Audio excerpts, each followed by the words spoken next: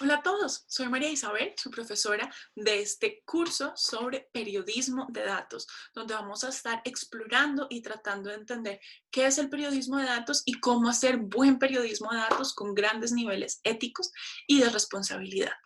Hoy tenemos nuestra primera lección, que lo que busca es ahondar en ese concepto de lo que es el periodismo de datos, al igual que en esta historia fascinante y en, digamos, los retos que hay en torno a una palabra o a una forma de hacer periodismo que se ha vuelto muy de moda, pero que tiene mucho de lo que debemos aprender antes de empezar a jugar con bases de datos. Recuerden que parte de la metodología que tendremos en esta clase son estos pequeños videos donde estaremos debatiendo un poco sobre la teoría y luego ya tendremos los espacios de debate interno en nuestros espacios de clase para discutir estos temas y seguir aprendiendo cómo hacer buen periodismo de datos. Entonces, esta primera lección hablará sobre lo básico de lo que es el periodismo de datos y recuerden siempre que podrán acceder a las diapositivas en este enlace que está en la parte inferior. Y por favor, compartan en redes sociales utilizando el hashtag que hemos diseñado para esta clase para que nosotros podamos ahí ir creando nuestro hilo de preguntas que vamos a responder luego en nuestra discusión personal. No olviden tallarme para que yo les pueda dar retweet y pueda seguirlos a todos. Entonces vamos a tratar de entender qué es esto del periodismo de datos. Es muy importante saber que el periodismo de hoy no es el periodismo que se hacía antes. Recuerden que anteriormente, tal vez a ustedes no les tocó ya ver esto, pero cuando yo empecé a estudiar periodismo, sí se hacía un poquito así el periodismo, era ir, encontrar una historia, tomarse el tiempo de escribirla, compartirla con el editor, tomarse el tiempo de editarla y luego al día siguiente verla publicada en los periódicos, ¿cierto? Y es un poco el periodismo de datos que hacía Tintín. Quienes no se han leído los cómics, se los recomiendo.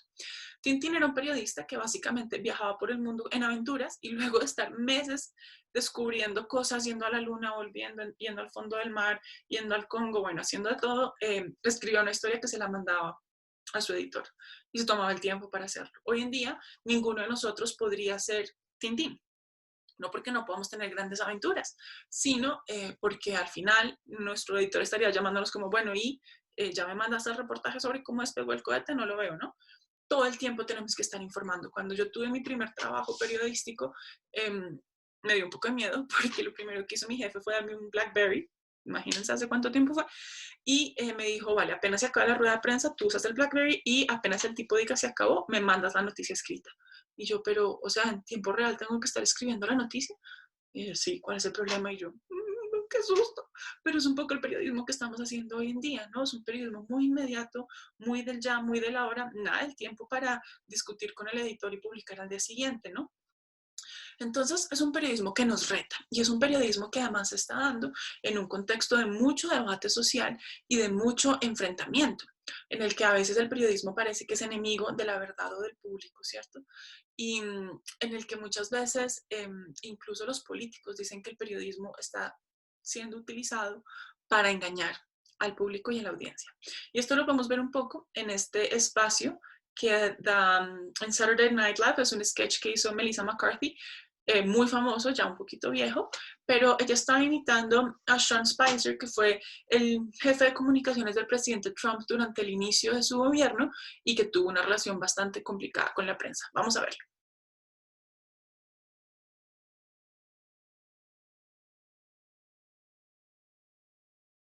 Bueno, como vemos en el video, obviamente es una comedia, pues es una exageración, pero y más allá de las grandes habilidades que tiene Melissa McCarthy para hacer esto, lo cierto es que ella sí está replicando situaciones que se dieron en las ruedas de prensa en Estados Unidos en vivo y contra los medios en esa primera época de Donald Trump. Así que me parece muy interesante sobre todo el espacio en el que ella debate, ¿no? Diciendo que como el periodista le dice, mira, es que el presidente usó la palabra ban para describir lo que estaba sucediendo con los musulmanes. Y ella, no, no, él nunca lo usó, él usó la palabra que tú dijiste para que la gente entendiera, pero él no se refiere a eso porque tal y lo otro. Y muchas veces el periodismo termina en ese debate de, él dijo, pero ella dijo, pero tú me malinterpretas, pero tú tienes una agenda, pero esto no es así, pero esto sí debería ser así, ¿no?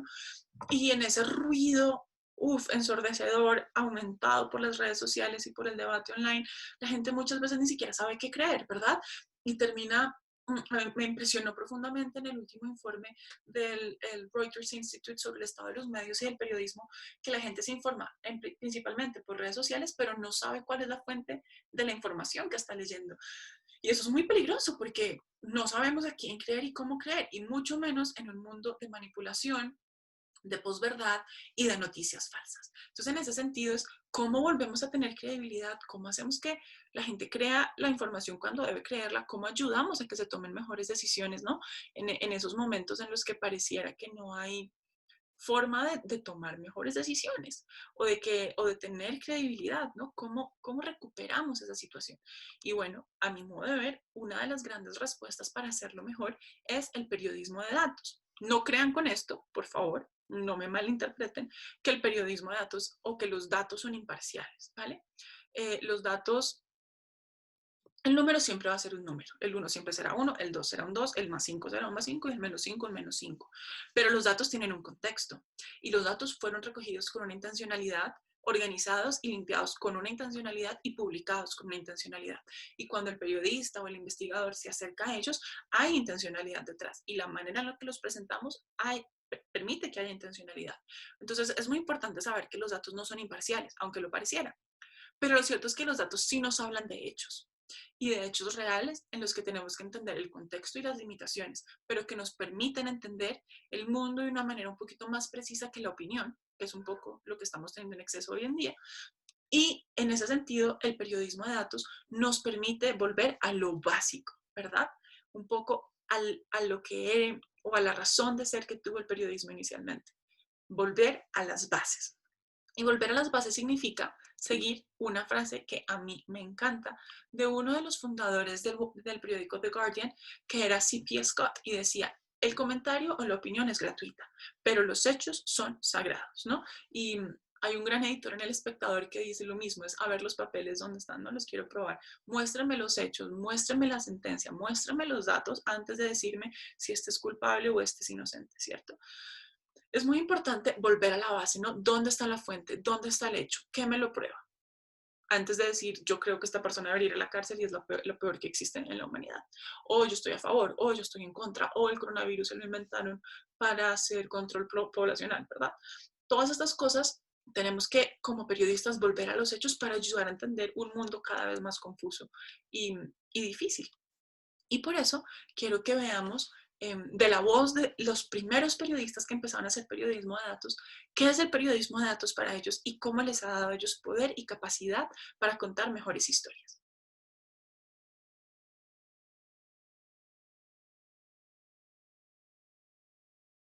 Bueno, y así como dice Simon Rogers, el periodismo pareciera ser únicamente periodismo, ¿verdad? Pero lo cierto es que hay un debate muy fuerte sobre lo que es el periodismo de datos. Ya vimos en el video de The Guardian cómo el periodismo de datos a ellos les ha dado más habilidades, más herramientas para contar mejores historias, historias más complejas, que ayudan a entender mejor el mundo en el que vivimos y que además permiten una mejor interacción con el ciudadano, con la audiencia, que permite contar cosas más complejas de una manera más sencilla. Y eso es casi que un superpoder en el mundo en el que estamos, ¿verdad? Pero lo cierto es que la definición de periodismo de datos es complicada y tiene mucho debate detrás. Hay quienes creen que el periodismo de datos empezó en los años 70 con lo que se llamó el Computer Assisted Reporting o el reportaje asistido por computadores, el periodismo asistido por computadores. Y esto simplemente lo que hizo en los años 70 y 80 fue incluir el periodismo como en el periodismo, la computación como un proceso que ayudaba a mezclar las ciencias sociales con las metodologías cuantitativas de investigación, sobre todo en lo que tenía que ver con las encuestas. Y ayudaba a los periodistas a hacer un poco de mejores historias. Esto fue ganando tracción, al igual que la computación se fue usando en muchas otras disciplinas y ayudó a que muchos medios empezaran a ganarse grandes premios a partir de los reportajes que hacían utilizando estas técnicas, ¿verdad? ¿Qué pasó? En Latinoamérica no estábamos utilizando el Computer Assisted Reporting. ¿Por qué? Bueno, primero porque no teníamos los recursos en las redacciones, pero además porque si ustedes recuerdan, en los años 70 y 80 en Latinoamérica estábamos teniendo dictaduras, conflictos sociales, debates entre el modelo económico y social que queríamos tener, el surgimiento de grupos guerrilleros y rebeldes en diferentes países, un montón de luchas por la libertad de información, persecuciones políticas. Entonces, digamos que el debate y el caos que había en Latinoamérica en ese momento hacía que el periodismo tuviera otras prioridades: entender lo que estaba pasando, luchar por derechos fundamentales, buscar libertades muy importantes que todos deberíamos tener. Y tal vez el usar computadoras no era la prioridad.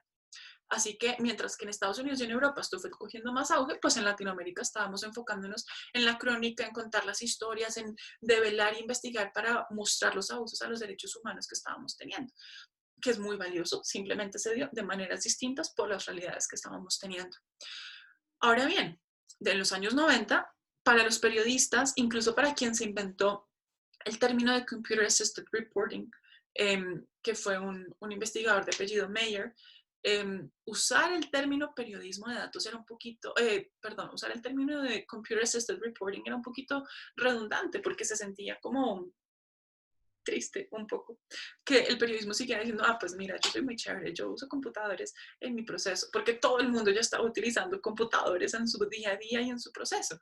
Entonces simplemente el término entró en desuso. Ahora bien, el periodismo de datos empieza a surgir con muchísima más fuerza en los años 2000, con cosas como Wikipedia, una de las primeras webs donde había información accesible para todas las personas, construida con conocimiento colaborativo. Y luego coge aún más fuerza cuando Obama lanza el primer portal de datos abiertos de un gobierno en el mundo. Imagínense la cantidad de información que empezó a estar disponible, no solo para periodistas, para académicos, investigadores, políticos, para fomentar toma de decisiones basado en otros valores y en otros principios.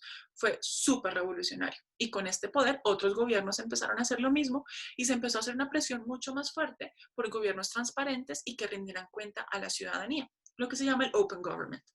Y en ese sentido, además, fue muy, muy, muy útil y muy interesante ver cómo los periodistas dicen, aquí hay una nueva fuente que podemos explotar y utilizar para hacer mejores reportajes. Y así, organizaciones como The Guardian empiezan de manera activa a mezclar perfiles y profesiones: estadísticos, programadores, matemáticos, diseñadores, visualizadores, para hacer mejor periodismo que permitiera explotar estos datos y contárselo a las audiencias. En ese sentido, para muchos, el periodismo de datos es simplemente la continuación del reporterismo asistido por computadora. Nuevas técnicas, nuevos procesos, una nueva herramienta, pero para otros es un punto de inflexión en cómo hacemos periodismo. ¿Y por qué es esto?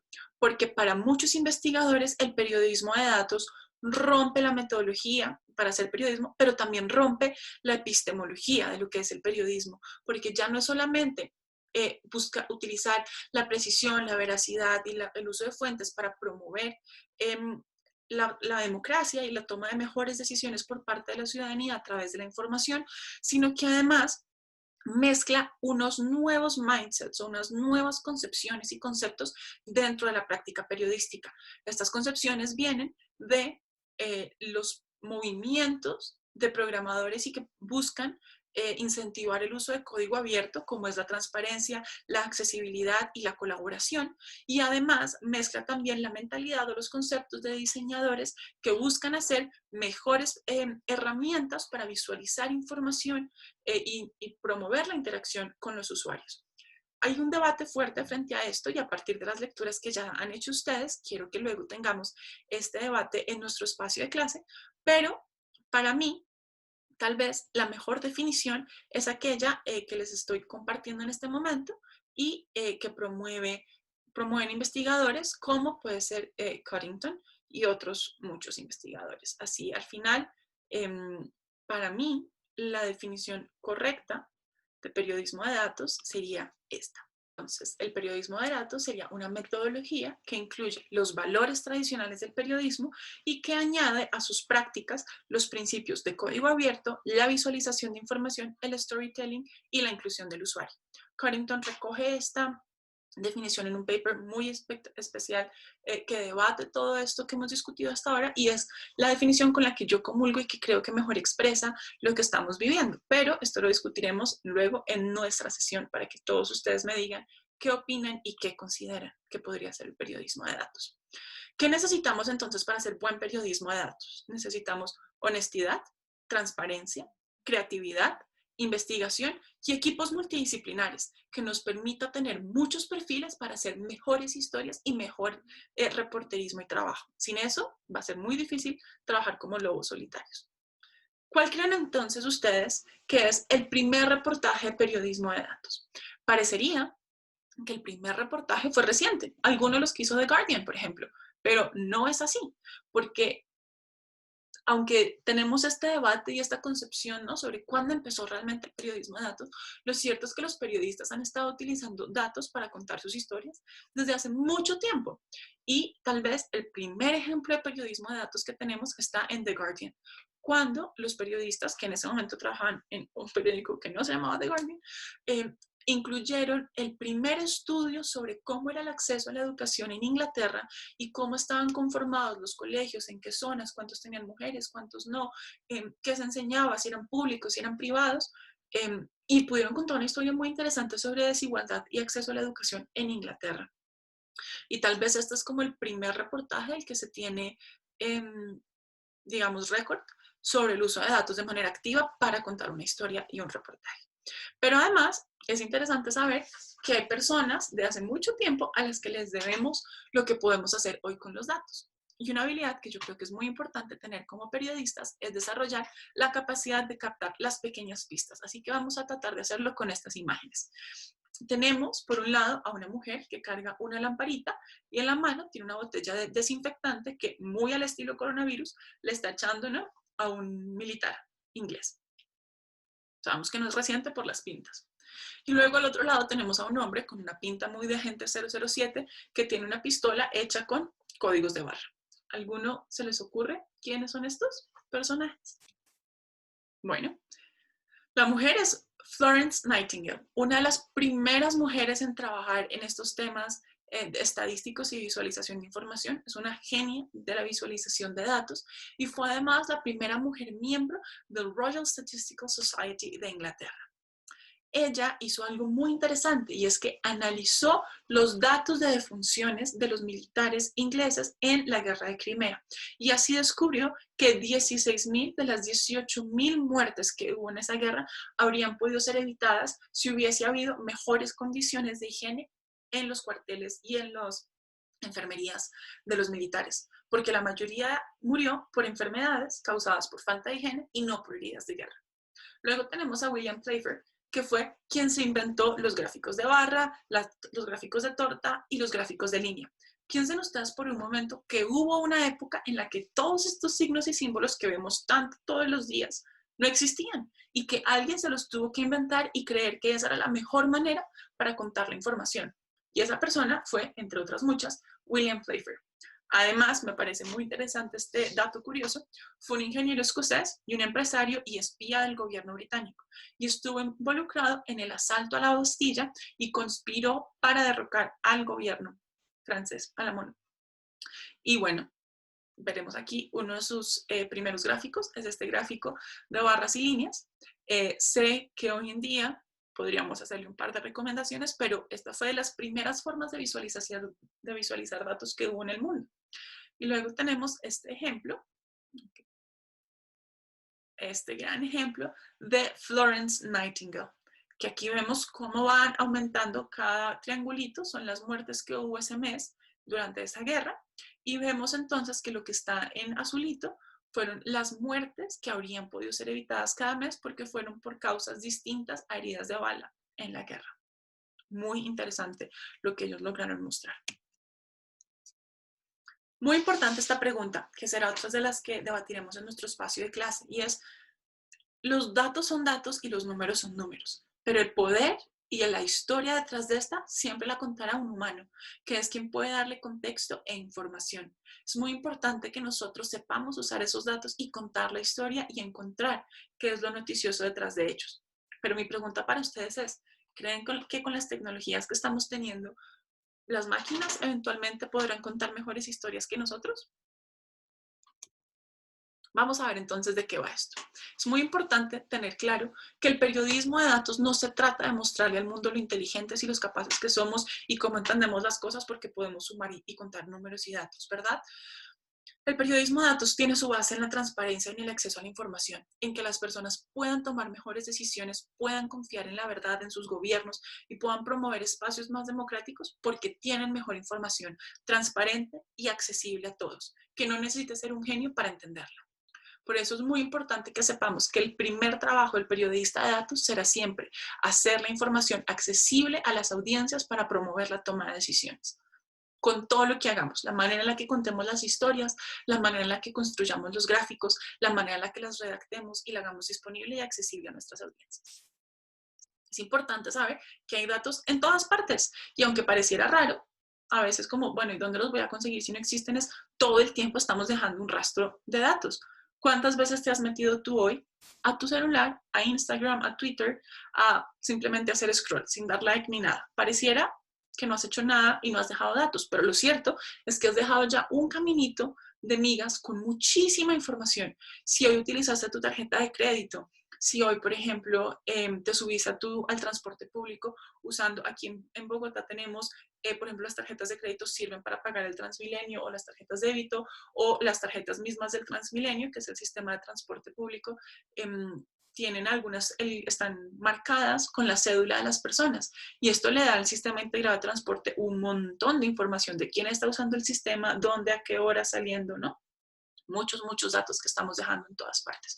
O aquí también sucede en Bogotá que cuando uno va a entrar a un edificio suelen pedirle la información, tu cédula, tu nombre, a veces tu huella y tu foto, ¿verdad? Y esos son un montón de datos que están siendo recopilados en un edificio que en teoría deben estar protegidos, pero aquí hay un debate muy serio que deberíamos dar y que se están dejando y que podrían hablar de muchas cosas del comportamiento de las personas, ¿cierto?